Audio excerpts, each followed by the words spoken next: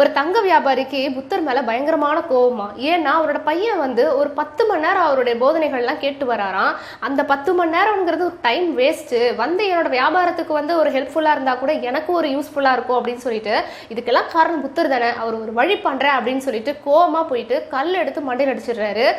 மற்ற சீடர்கள்லாம் ஷாக் ஆகி அப்படி பாக்குறாங்க, என்ன இப்படி ஒரு காரியம் பண்ணிட்டாரு அப்படின்னு சொல்லிட்டு. புத்தர் வந்து கொஞ்சம் கூட ரியாக்ட் பண்ணவே இல்லை, எப்பவும் போல அப்படியே உட்காந்துருக்காரு, ஸ்மைல் பண்றாரு. இதை பார்த்த உடனே வியாபாரி வந்து திட்டணும்னு வாய் எடுக்கிறாரு, என்னென்னமோ பேசணும்னு நினைக்கிறாரு, ஆனா ஒண்ணுமே வாயில வரமாட்டேங்குது. அப்படியே சில மாதிரி நின்றுட்டு அப்படியே அவருடைய புத்தருடைய முகத்தை பார்க்கும்போது அவருக்கு வந்து அந்த ஒளி பெருகின கண்கள்லாம் பார்க்கும்போது பேச வரல. சரின்னு வீட்டுக்கு வந்துடுறாரு. வீட்டுக்கு வந்து அதே யோசிச்சுட்டு இருக்கிறாரு. திரும்ப ஒரு வாரம் கழிச்சு மறுபடியும் அதே ஆசிரமத்துக்கு போறாரு. போயிட்டு அந்த போதனைகள்லாம் கேட்கறதுக்காக சீடனோட சீடனா உட்கார்ந்துடுறாரு. ஸோ இப்படிதான் நம்ம தியானம் பண்ணி பண்ணி நம்மளுடைய எனர்ஜியை வந்து நம்ம லெவலை இன்க்ரீஸ் பண்ணிட்டோம் அப்படின்னா, கெட்டவங்க வந்து நம்மளை ஏதாவது தாக்கணும்னு நினைச்சா கூட அவங்க ஒண்ணு நல்லவங்களா மாறிடுவாங்க, அப்படி இல்லைன்னா நம்மளை விட்டு ஓடிடுவாங்க.